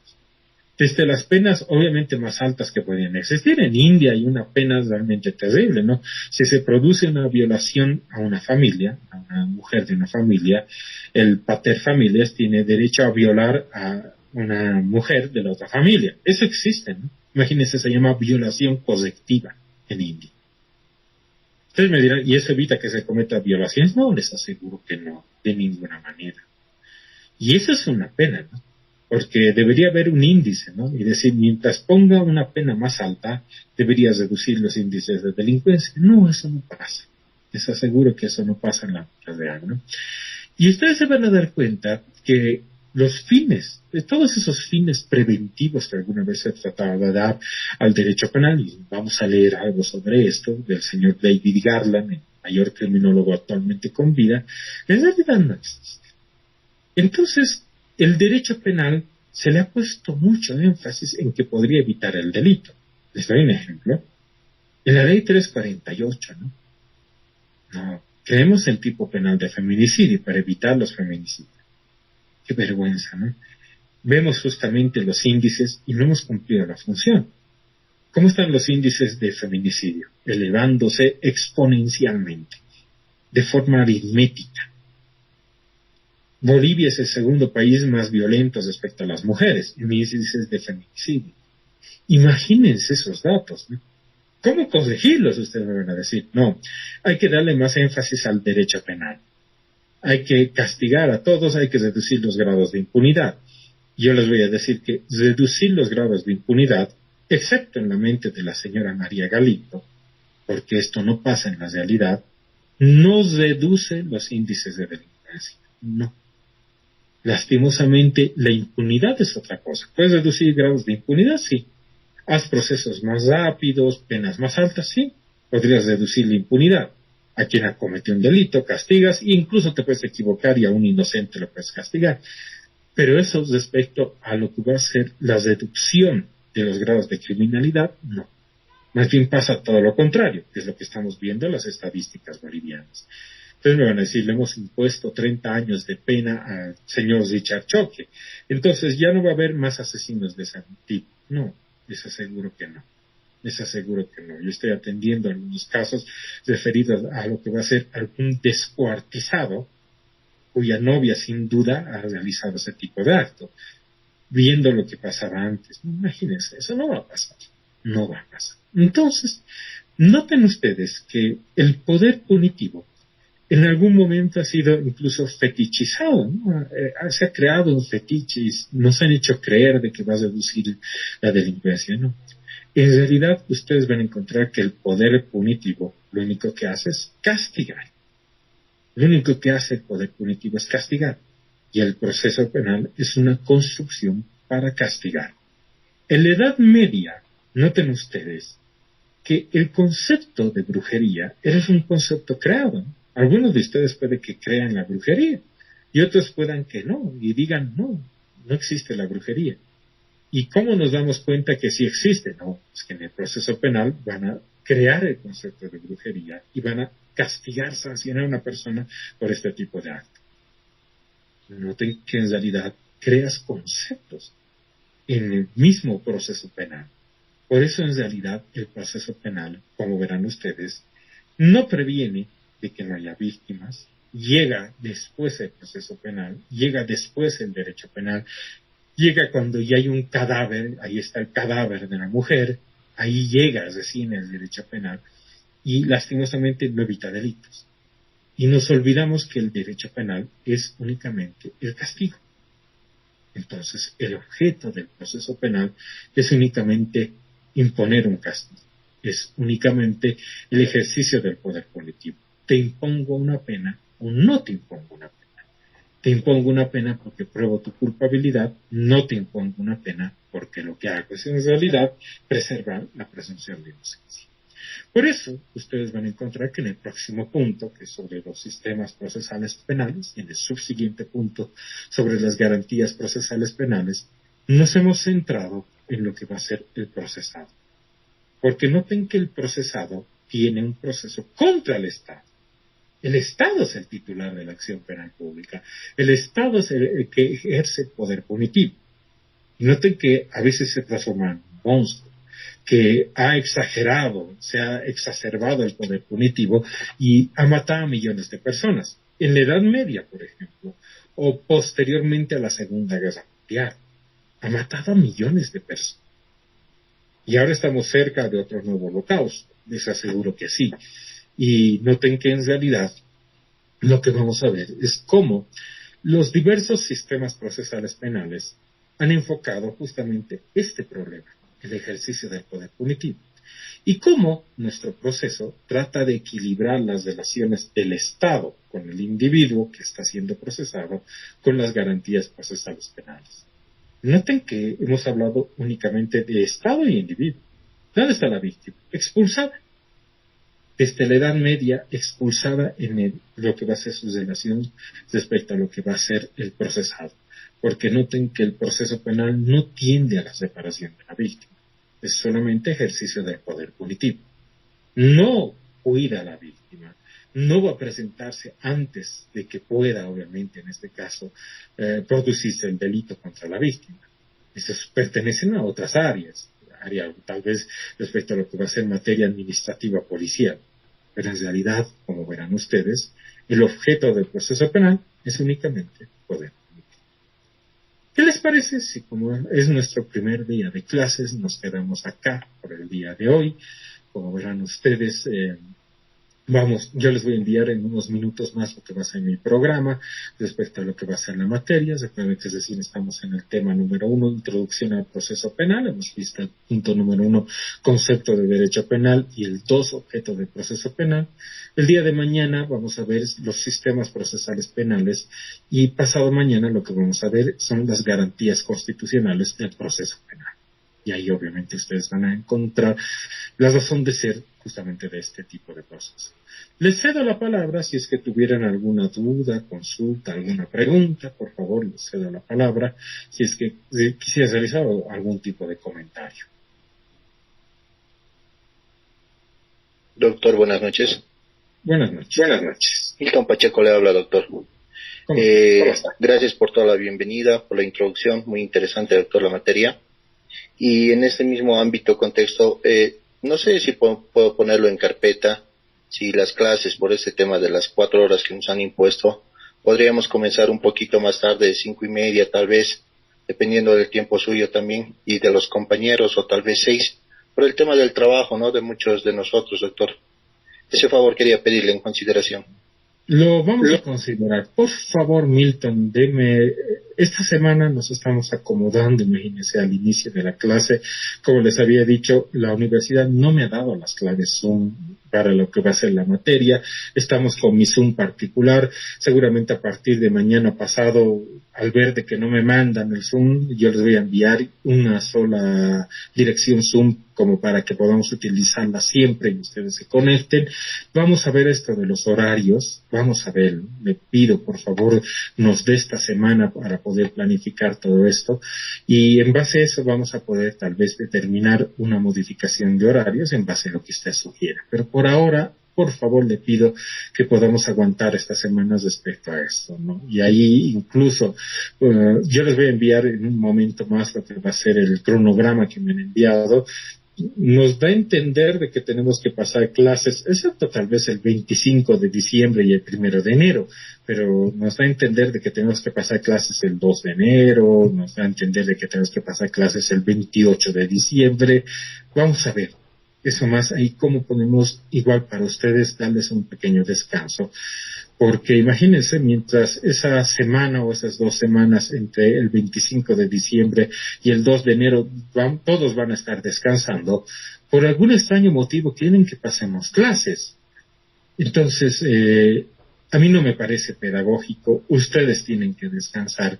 Vamos a ver algún tipo de posibilidad respecto a eso. Pero le pido, por favor, esta semana no me deje, por favor, planificar las clases, me deje preguntar a la dirección de carrera, igual me deje preguntar si nos van a enviar un Zoom. Lo más probable es que no, y vamos a seguir trabajando con mi Zoom personal, y no se preocupen, tal vez sobre esa parte que es... ¿Alguien solicita la palabra, por favor? Igual forma, si pudiera prender su micrófono. Muchas gracias, doctor. Doctor, buenas noches. Le habla Pamela Carrillo. Sí, con respecto a la modalidad de calificación, en el momento en que usted daba los puntos, se me perdió un poco la señal. No sé si estoy en lo correcto, que vamos a dar un examen sobre 60 puntos y 2 controles de lectura. Los controles de lectura son cada uno a 20 puntos, así completando los 100 puntos. Exactamente, Pamela. Lo que vamos a hacer es establecer un examen sobre 60 puntos, 2 controles de lectura. Vamos a tener 2 controles de lectura sobre 20 puntos. Sobre libros, yo les voy a dar justamente los libros en específico, se los voy a mandar al grupo de WhatsApp, se los voy a dejar igual, si para quien quiera sacarse una fotocopia del mismo, una fotocopia acerca de la facultad, pero nosotros no solamente vamos a calificar sobre 100 puntos, vamos a calificar sobre 150. ¿Por qué? Les había comentado, ¿no?, de que dos personas en el examen de competencia de teoría general del proceso se habían quejado de que yo calificaba sobre 120 puntos. Como no le hago caso a las retardadas mentales ni estúpidas, entonces vamos a calificar sobre 150 puntos. 150 puntos. Y esos 50 puntos van a ser sobre lo que va a ser trabajitos que vamos a hacer sobre jurisprudencia, sobre determinados institutos del código. Entonces vamos a tener una nota sobre 150 puntos, bueno, sobre 100 ustedes, pero yo voy a calificar sobre 150 puntos. Noten que eso es a prueba de reprobados, no quiero ver a nadie en segundo turno, ¿no? Y va a ser a prueba de reprobados. Traten de optar por el 100, porque eso es algo bueno. El 51 es para mediocres. Ya mediocres ya tenemos suficientes profesores de teoría general del proceso. Entonces, optemos, por favor, por lo que va a ser, en este caso, el 100. Y si se sacan el 100, yo les pongo el 100. No, yo no tengo miedo a poner el 100 porque les aseguro que les va a incentivar a estudiar. Entonces, esos son los parámetros de evaluación. ¿Alguna pregunta más adicional? Muchas gracias, doctor. Doctor, una cosita más. Me pareció escucharlo también que usted imparte la materia de Derecho Procesal Civil en el anual. He ganado el concurso de competencia y el examen de mérito. Lo que pasa es algo curioso, ¿no? Como verán, yo estudié un doctorado en la Universidad de Salamanca en Administración de Justicia y Derecho Procesal. Y yo gané el concurso de méritos de Derecho Procesal Civil y por una de esas casualidades del destino, yo formé parte de la comisión redactora del Código Procesal Civil y hace aproximadamente 11 años formaba parte de la comisión redactora de un Código Procesal Penal. No llegó a buen puerto, luego se redactó el Código del Sistema Penal y ustedes saben qué ha pasado. Pero yo soy docente titular de Derecho Penal Parte General y de Derecho Procesal Penal. Soy titular. En el otro soy contratado y el próximo año sin duda seré titular en Derecho Procesal Civil. Casualidades, ¿no?, respecto a lo que va a ser mi amor por el derecho procesal, y ustedes van a encontrar que en realidad sí tengo libros sobre derecho procesal civil y derecho procesal penal, sí. Doctor, entonces usted va a impartir la materia de derecho procesal civil en el anual. En el anual, sí, exactamente. Okay. Gracias. Salud. Doctor, si me permite. Claro que sí, para servirle. Doctor, es un grato placer escuchar a un buen docente después de mucho tiempo y lastimosamente a través de las clases virtuales aún todavía. Estoy seguro que las presenciales hubieran sido tal vez más productivas para nosotros el tener a un docente de la talla de usted, en el sentido de tener una persona muy conocedora de su materia, como usted mismo lo dijo, un amante de la misma, que también nos transmite a nosotros una seguridad en el aprendizaje académico. Así también nos incentiva a encontrar un horizonte, que un compañero le preguntaba sobre a qué especialidad me inclino más, si procesal o penal y demás. Y creo que mucho depende de docentes como usted en calidad de docentes como tales que dan clases, muchas como estas magistrales, en el sentido de hacerle gustar a uno la materia. Y mire, escucharlo a usted en este poco tiempo que usted dice, de las 4 horas, es hasta a veces más que suficiente. Solo le pediría, en ese caso, aprovecharlo nosotros a usted en el buen sentido del tiempo. Si son bien académicamente impuestas 4 horas, tal vez 2 podamos disfrutar de esa su materia y aprovecharla al máximo. Creo que de usted podemos aprender mucho. Tenemos la suerte de tenerlo tal vez en la universidad, de los pocos buenos que hay en la carrera. Entonces, para nosotros quisiera pedirle de que aprovechemos este tiempo de tenerlo usted y podernos dar una bibliografía actualizada, como usted bien dice, dejándola obsoleta y demás, y abocándonos más a lo que realmente la realidad nos va a pedir, no solamente autorías ni doctrinas actuales, sino una comprensión real de lo que la materia va a ser, en este caso derecho procesal penal. Por ahí nos gusta a nosotros, usted nos hace terminar de gustar y nos tenemos inclinando a esta pasión que es el tema del derecho en sí. Entonces solamente agradecerle, doctor, y solo pedirle que en las próximas clases el poco tiempo que tenemos podemos aprovecharlo al máximo. Usted en la presencialidad si va el término de la virtualidad que podemos tener, por lo menos a través de la pantalla. Gracias, doctor. Perfecto, muchas gracias, Jesús, por sus palabras, ¿no? Enseguida le cedo la palabra a Lorenzo, ¿no? Solo les cuento dos cosas sobre esto, ¿no? Imagínense, yo igual que ustedes, imagínense, pasaba clases, igual que ustedes, igual, a mí me han hecho hacer igual un montón de estupideces, títeres, imagínense, me han hecho vestir de humano, me han hecho vestir hasta de jugador de fútbol, me han hecho, imagínense, hacer grupos donde nadie hacía nada, me han hecho hacer videos donde todo era gasto, imagínense, me han hecho comprar chamazas para probar la materia, me han hecho ir a Coroico en un viaje de 350 bolivianos, imagínense, y esa era la nota de aprobación. No piensen que yo no he pasado lo mismo que ustedes, les aseguro que yo he pasado lo mismo que ustedes, ¿no? Y yo estaba muy frustrado con el derecho, tanto así de que yo ya había, imagínense, había iniciado mi carrera paralela en filosofía, y había dicho al demonio el derecho, ¿no? Voy a ejercer como abogado, no me gusta, es títeres, vestirse de payaso, hacer videos, qué feo, qué asco, no me gusta, ¿no? Y por una de esas situaciones raras del destino, que yo he podido viajar a España y Argentina. Y en España, obviamente haciendo un posgrado, he conocido a el traductor de Kelsen y de Carl Schmitt más famoso de España, que era mi profesor en la Universidad de Salamanca, que era Rafael Agapito Cezanne.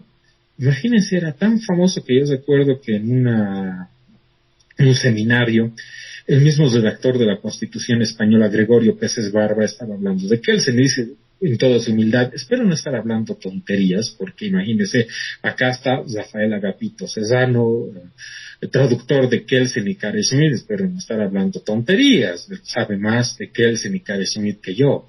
Imagínense, yo pasaba clases con él, y él obviamente me había honrado con su amistad, imagínense, hasta cuando pasaba, él era decano de la Facultad de Derecho de la Universidad de Salamanca, hasta cuando pasaba por su oficina, él me llamaba, imagínense, me decía, pasa un rato, charlaremos, yo sé que a ti te gusta mucho Carl Schmitt, sí, en ese entonces me gustaba Carl Schmitt mucho, y recuerdo que hasta me regaló alguna fotocopia, obviamente, de un libro inédito de Carl Schmitt que está resguardado allá en la Universidad de Zaragoza, y me empezó a gustar mucho el derecho, ¿no? E imagínense, en la Universidad de Buenos Aires he tenido el honor de conocer a dos de mis maestros, a dos personas que quiero mucho, que siempre estoy en contacto con ellos, ya están bastante viejitos, que más no quisiera que vivan por siempre, pero el COVID nos ha demostrado de que de lo único que podemos estar seguros es de la muerte, ¿no?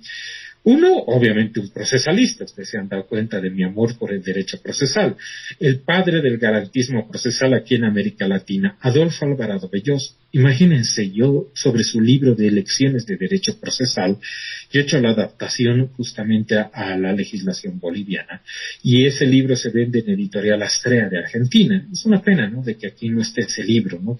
Pero imagínense, he podido escribir un libro con mi maestro de Derecho Procesal. Y el segundo, que ustedes lo conocen muy bien, imagínense, estos días, el día de hoy y el día de mañana, justamente están analizando su pensamiento criminológico en la Universidad Nacional del Litoral, allá obviamente en Argentina.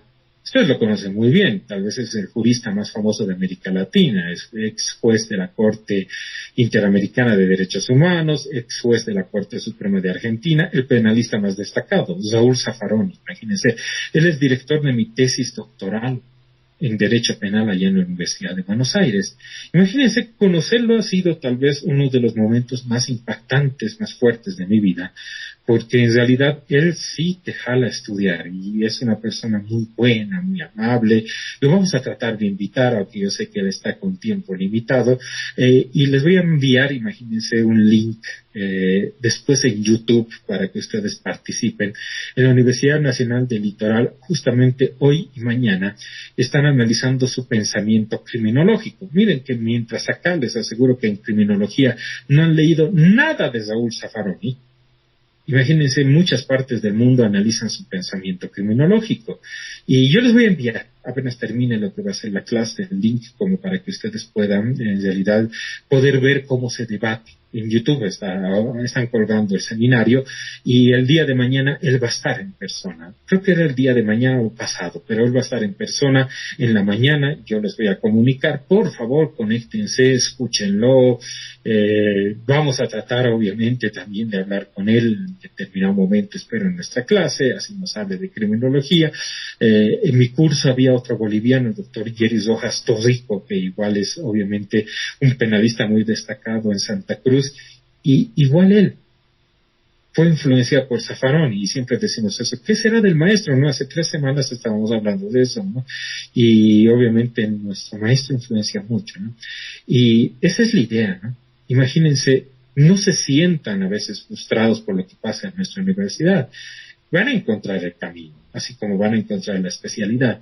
Pero lo que sí me gustaría mucho es que les guste esa especialidad, ese camino que ustedes estén escogiendo. Así sea la filosofía del derecho, que les aseguro que nos faltan muchísimos filósofos del derecho. Ahora sí, Lorenzo, 1000 disculpas por no haberle cedido la palabra.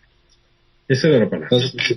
Buenas tardes, doctor. Más bien, muchas gracias por sus palabras, que a veces tiene razón, a veces nos frustra por lo que pasa en nuestra facultad, y los pocos doctores que se encuentran como usted, que tienen un amplio conocimiento y nos inspiran un poco más a seguir estudiando, dependiendo de la materia que queramos, o que la materia misma que nos encuentre, como usted señala. Una de mis preguntitas es más que todo a lo que iba a ser señalando al autor Klaus Roxin, más que todo ahora que estoy leyendo su libro de culpabilidad y prevención. ¿Qué opina de que Klaus Roxin quiere sacar la teoría retributiva de parte de la culpabilidad, ya que lo único que hace la teoría retributiva, según Klaus Roxin, es atribuir, o sea, simplemente se basa en el grado de culpabilidad que se le aplica al respectivo criminal o delincuente, y darle eso y solamente llevarlos a las cárceles sin ninguna intención de reasocializarlos a los mismos delincuentes, hacia la sociedad, ya que también hice un derecho comparado referente con nuestra Constitución, con la Constitución alemana, la cual tienen pues como objetivos y garantías hacer que los delincuentes no simplemente sean metidos a las cárceles, sino también sean reasocializados dentro de la sociedad, como nuestro artículo, creo que es de la Constitución 74 o 73, pues. 74. Es una pregunta bastante interesante. La respuesta es más larga de lo que yo voy a dar, pero demos unos puntos interesantes, ¿no? Primero, Roxin es funcionalista. ¿En qué consiste el funcionalismo? Resulta que cuando tenía sin duda la edad de ustedes, estaba estudiando la licenciatura y luego obviamente en Alemania puedes pasar directamente al doctorado sin necesidad de una maestría. Eso ha cambiado, en los tiempos de Roxin era así. Él se interesó mucho por la obra de un sociólogo llamado Talcott Parsons, ¿no? Parsons había escrito un libro llamado El Sistema Social. En realidad él había obtenido esas ideas. Parsons debe ser el sociólogo más conocido del siglo XX. Imagínense, yo sé de que en sociología tal vez no les enseñen quién es Parsons, pero ustedes tienen que estudiarlo por su lado. Él es el padre creador del estructural funcionalismo en sociología, ¿no? Que él había copiado sus ideas de un biólogo que ha muerto el año pasado, que era chileno, llamado Maturana. Maturana había escrito un libro llamado El Sistema del Cuerpo, donde él exponía que las partes del cuerpo tienen un tipo de función, las manos, los dedos, y son en realidad un sistema autopoyético. ¿Qué significa un sistema autopoyético? De que puede solucionar el sistema sus propios problemas. Ejemplo, ¿no? ¿Por qué nos da temperatura? Es que el cuerpo está luchando contra lo que va a ser el COVID. Por eso nos da temperatura en el COVID. Realizan un implante y el cuerpo lo está expulsando al implante. ¿Por qué? Porque no se está adaptando a lo que va a ser el cuerpo. Y noten que en realidad lo que pasa dentro de lo que va a ser este sistema autopoyético es que el sistema soluciona sus propios problemas. Ahora, imagínense un sistema social, como se imagina Parsons. Hagamos un circulito, imagínense, para eso me hubiera servido muchísimo, les aseguro, una pizarra, ¿no? Hagamos un pequeño círculo. Dentro del círculo pongamos unas bolitas. Y de que cada una de las bolitas están unidas por algo que vamos a llamar en sociología, estas articulaciones las llamamos valores culturales. Zoxin las llama bienes jurídicos. Entonces me van a decir, ese es un debate Zoxin-Jacobs. ¿Qué tutela el derecho penal? ¿Bienes jurídicos o la validez de la norma? Enseguida vamos a ver por qué. Y en realidad, noten que cuando se vulnera un bien jurídico, ahí entra el derecho penal, dependiendo. Obviamente, el derecho penal es una forma primaria de control social. Es una forma primaria y formal de control social. Cuando alguien realiza, un ejemplo, algo terrible, lo que hemos escuchado la anterior semana. Cuando un tipo viola a una niña de 10 años, ¿cómo reaccionamos? Malditos, desgraciados, hay que colgarlos, hay que dispararles y luego dispararles al cadáver. ¿Por qué? Porque noten ustedes de que estamos unidos por lo que van a ser estos bienes jurídicos. Zoxin, valores culturales falsos. Noten que si no existiera esta reacción de nosotros en la sociedad, estaríamos en una sociedad anómica. Ejemplo, Siria o Ucrania, imagínense, son dos estados en guerra. Y si alguien dice, han violado a una niña, van a responder, han violado a miles de niñas los soldados rusos. No importa eso. Y noten que no es algo relevante en el sistema. Ahí entra la teoría de la pena de Zoxin. Usted va a encontrar que la teoría de la pena de Zoxin se encuentra en el tomo 2 de Derecho Penal Parte General. Allí es una teoría un poco más evolucionada. Usted va a encontrar de que él trata de exponer un lugar entre varios autores que han tratado de hablar de la teoría de la pena. Desde Kant, imagínese la pena retributiva, o el mismo Hegel, hasta lo que va a ser y el mismo Jacobs, que ya estaba en pelea él con Jacobs, porque sus funcionalismos son dos funcionalismos distintos. Y sobre la pena, lo que ahí ha hecho Zoxin es tratar de tener un último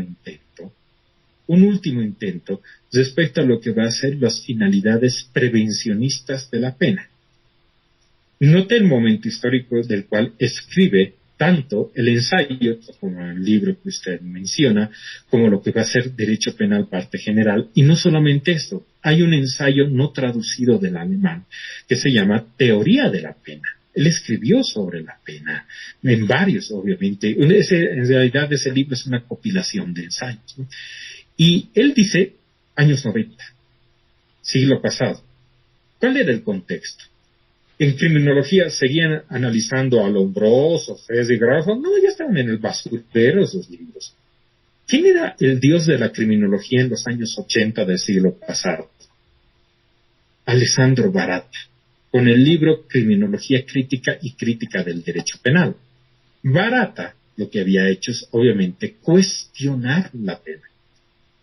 Note que al cuestionar la pena, cuestionaba las finalidades de la pena, especialmente la prevencionista general, de la cual usted nos habla. Sin contar también la prevención especial. Recuerden ustedes, prevención general. Yo te impongo una pena para que nadie cometa el delito.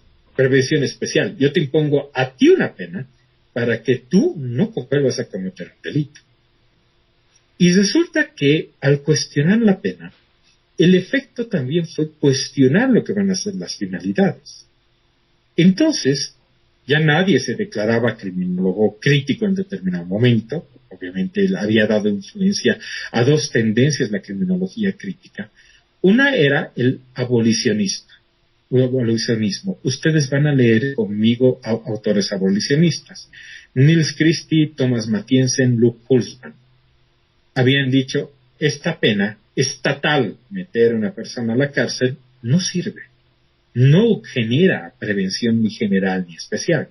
Y usted seguramente ha debido leer a Foucault en el libro Vigilar y Castigar, donde dice, nunca se ha generado ningún fin prevencionista de la pena, y menos aún lo que va a ser la reinserción social. Su ataque estaba directamente relacionado con Bent, porque a partir del libro El Panóptico, la pena no tenía solo fines, prevención general y especial, sino tenía una finalidad, que usted mencionó, está en el artículo 73 y 74 de la Constitución. Al margen de que queremos que la pena sea prevencionista, también cumple una finalidad de reinserción social. Y Foucault nos ha dicho, no hay ningún tipo de fin en la pena. Es un fetichismo que se ha creado alrededor de la pena, pero Foucault no era criminólogo, él en realidad estaba estudiando el poder. Y él dice, eso es obviamente una forma de biopoder. En realidad, obviamente, es una forma de poder. ¿Y qué más había entonces? A partir de la criminología crítica, sus herederos. Walton, Young y Taylor escriben el libro Nueva Criminología, donde dice, tenemos que establecer penas alternativas. La cárcel no sirve. Y les fue tan bien que en Inglaterra adoptaron esas tesis y empezaron a cerrar las cárceles. En Inglaterra, reducción de la si ustedes alguna vez visitan Londres, les va a llamar la atención. No hay delincuencia. Si visitan Madrid, les van a decir, tengan cuidado. En Roma, tengan cuidado. En Berlín, no tanto. En Londres les van a decir, no, no se preocupen.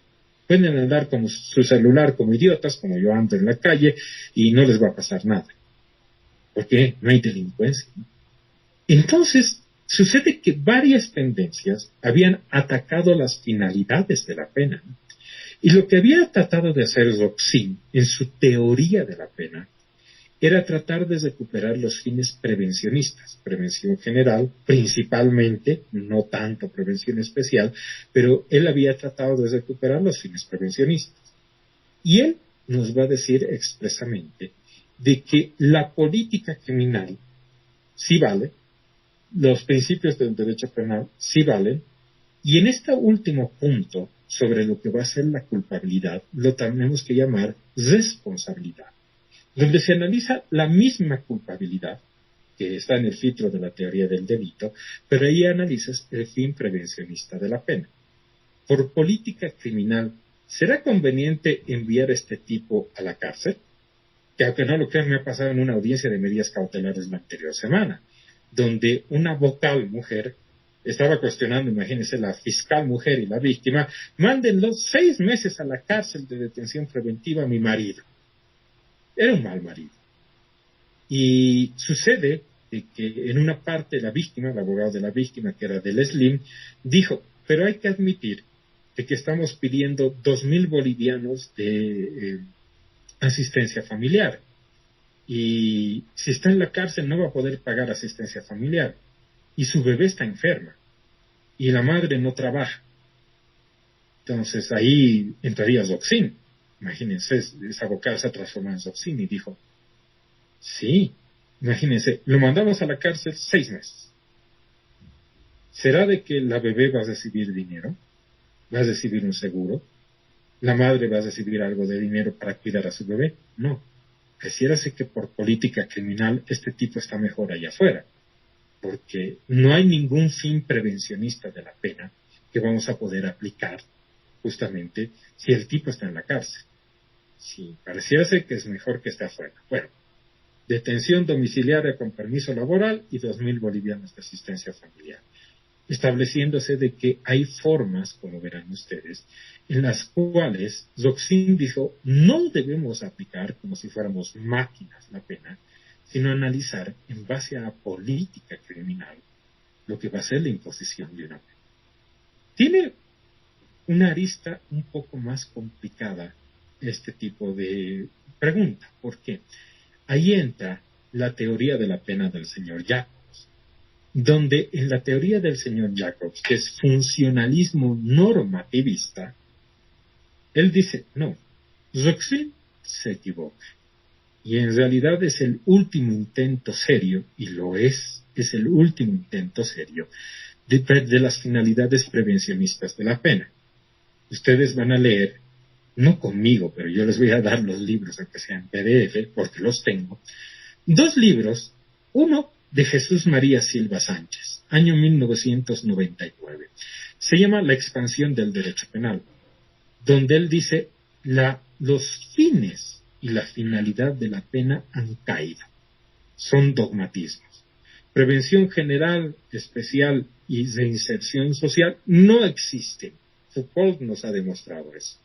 El realismo de izquierda nos ha demostrado eso. El abolicionismo nos ha demostrado eso.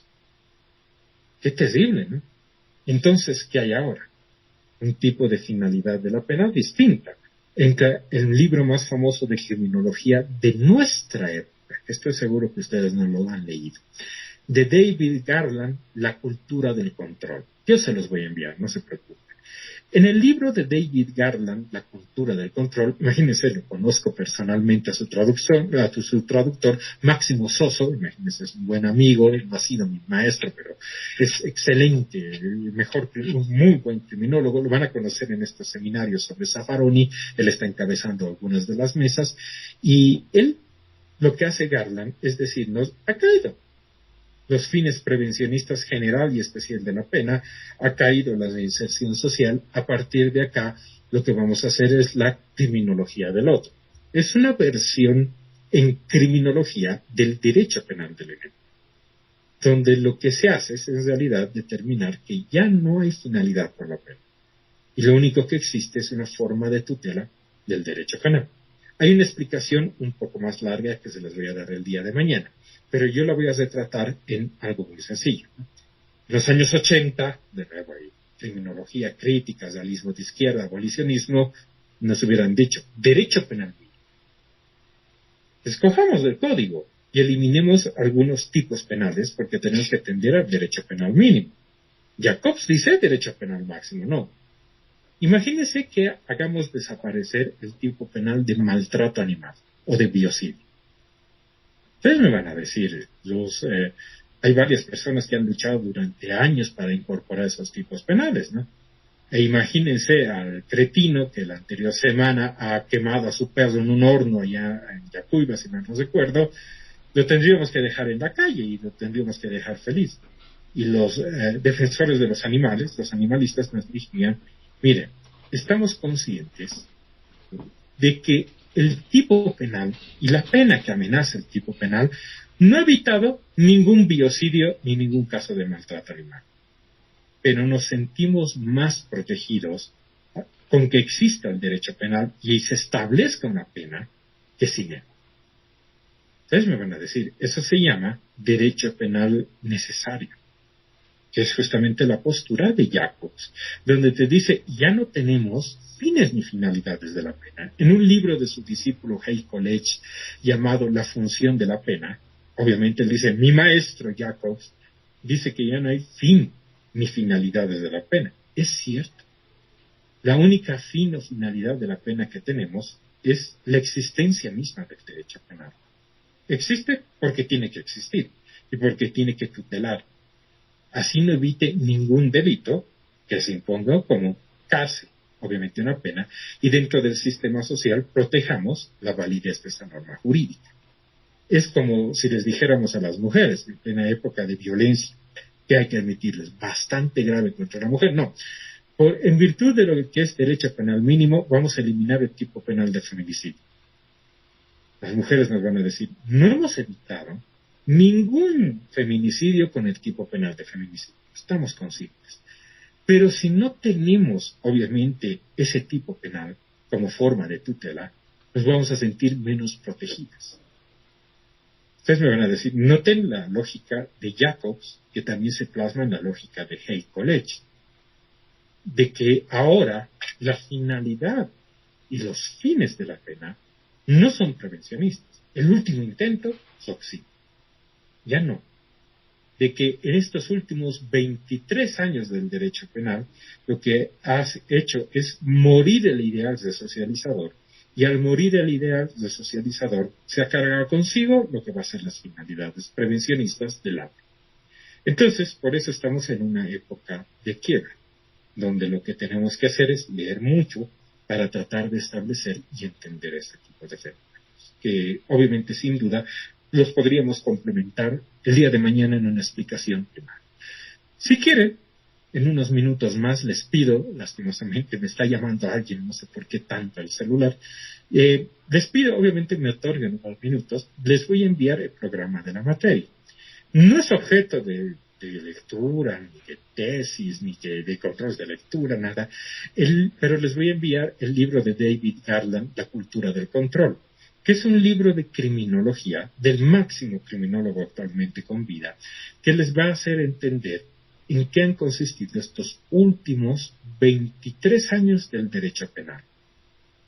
Porque imagínense, no podemos entender nuestra generación con libros antiguos. Bueno, podríamos realizar una introducción, pero noten que es algo que ha ocurrido. Cuando el señor Bukele les dice, miren, yo voy a evitar los delitos, y les muestra cadáveres de varios pandilleros, les está diciendo, ¿me importa la reinserción social? No, no me importa. Discurso de derecha. Discurso de izquierda. Viene el señor Romero, después del caso de Eurocronos. Miren, aquí están los cadáveres de los delincuentes. Eso es lo que les va a pasar a todos los delincuentes. Ah, sí. Y al otro lado está el cadáver de la víctima. Está diciendo el Estado que sea un Estado de izquierda o de derecha, de que no le importan los fines de la pena. Pero ¿saben qué es lo peor? No le va a importar la víctima. Con contar de matar al delincuente, puede crear varias víctimas inocentes encarceladas o muertas. Esa es la característica del derecho penal de nuestra época, 2022, en realidad más 2023 que 2022. Y eso solo y únicamente lo van a poder ver ustedes. El mismo Raúl Zaffaroni en alguna de nuestras clases nos decía, el futuro del derecho penal no es que en América Latina hagamos dogmática penal. Les aseguro que no les vamos a poder ganar a los alemanes. Yo he pasado un curso con ellos, les aseguro que no. Ellos tienen todo el tiempo del mundo para eso. Pero ¿saben en dónde les vamos a ganar? En teoría de la pena. Lo que se ve justamente respecto a la pena y lo que está leyendo Lorenzo es justamente algo aconsejable. Y vamos a tratar de acercarnos también respecto a lo que va a ser, sin duda, este tipo de debates. Ahora sí, ¿qué les parece si damos por concluida lo que va a ser nuestra clase del día de hoy? Sí, también para mí es bastante complicado hablar 2 horas, pero no se preocupen, vamos a tratar de hacer más amenas lo que van a ser las clases. Muchísimas gracias por su presencia. El día de mañana nos vemos a las 5 de la tarde, espero que no haya alargue y todos estén presentes. No le voy a ganar obviamente a un partido del mundial con asistencia, imagínense, yo estoy pasando unos seminarios en inglés en la Universidad de Salamanca y les aseguro que el mismo profesor está muy triste porque pasan 13 personas conectadas y me da pena, ¿no? Pero no les voy a ganar obviamente al mundial y espero que ya haya acabado el partido y ahí se conecten todos bastante tranquilos en nuestra clase para poder seguir con lo que va a ser las clases de Derecho Procesal Penal. Muchas gracias, nos vemos el día de hoy. Muchas gracias, hasta mañana. Gracias, doctor.